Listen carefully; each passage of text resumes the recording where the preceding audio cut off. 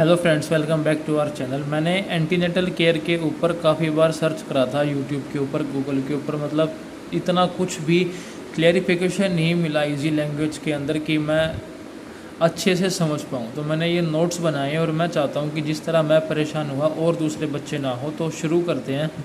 सबसे पहले antenatal care की डेफिनेशन, मतलब बिल्कुल शॉर्ट एंड स्वीट लैंग्वेज के अंदर मैंने नोट्स बनाए हैं, ऐसा ईजीली समझ आ जाएंगे।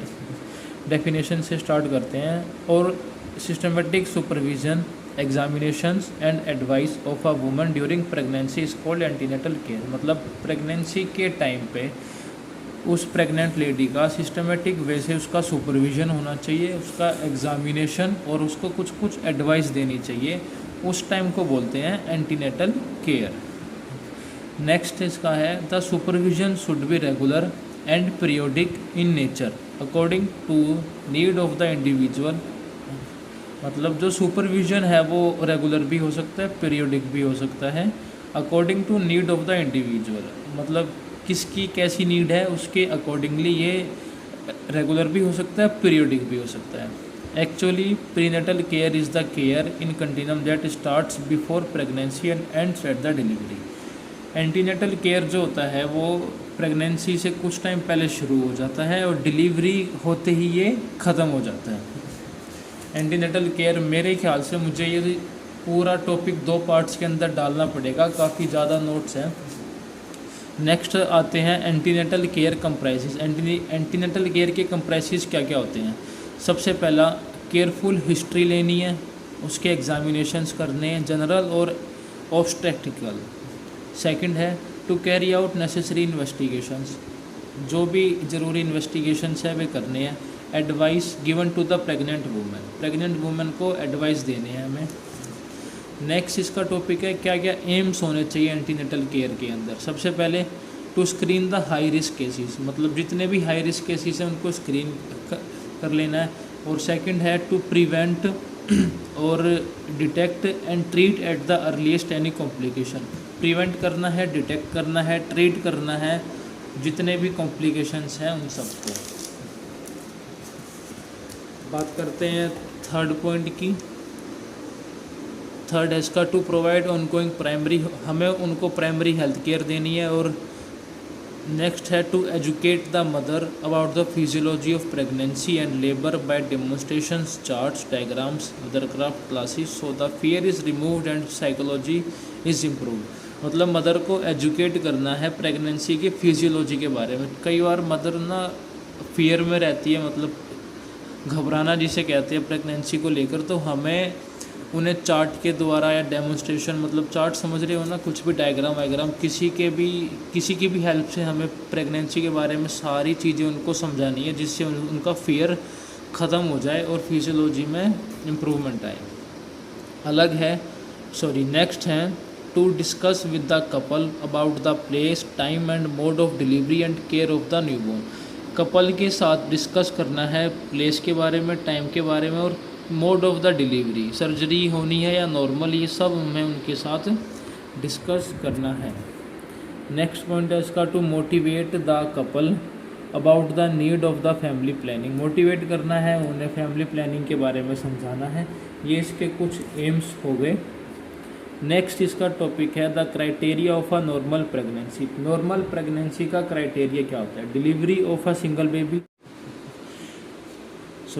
स्टार्ट करते हैं। Delivery of a single baby in a good condition at term. Single baby की डिलीवरी हो गुड कंडीशन में और अपने टर्म के अंदर बिटवीन 38 to 40 वीक्स के अंदर अगर बर्थ हो रहा है तो वो नॉर्मल प्रेगनेंसी मानी जाएगी। और फीटल का वेट 2.5 किलोग्राम से कुछ ज़्यादा हो और मैटरनल कोई भी कॉम्प्लिकेशन ना हो तो वो नॉर्मल प्रेगनेंसी मानी जाएगी।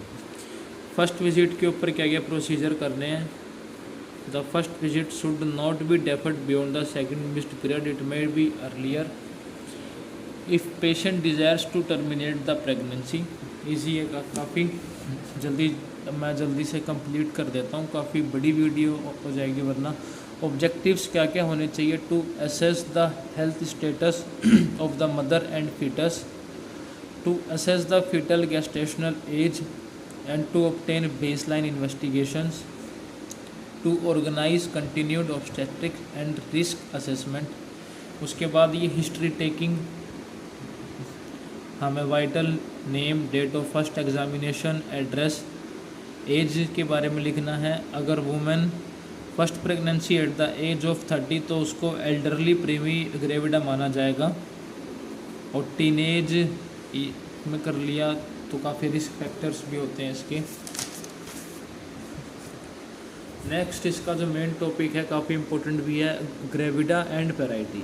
Gravida denotes a pregnant both present and past. Gravida denotes करता है प्रेग्नेंट स्टेट को, चाहे वो प्रेजेंट हो चाहे पास्ट हो। And parity denotes a state of previous pregnancy, और पेराइटी डिनोट्स करता है प्रीवियस प्रेगनेंसी को। Gravida and para refer to pregnancies. Gravida और पैरा दोनों ही प्रेगनेंसीज को माना जाता है। As such as a woman who delivers twin, अगर किसी वुमन ने 2 बच्चों को एक साथ जन्म दिया है अपनी फर्स्ट प्रेगनेंसी के अंदर, तो वो ग्रेविडा 1 भी माना जाएगा और पैरा 1 भी माना जाएगा। नेक्स्ट है pregnant woman with a previous history of 2 abortion.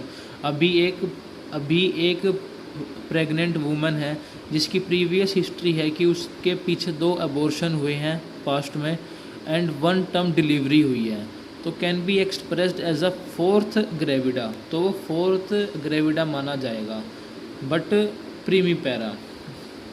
Next है it is customary in clinical practice to summarise the past obstetrical history by 2 digits, मतलब 2 डिजिट्स के द्वारा समराइज करा जाएगा।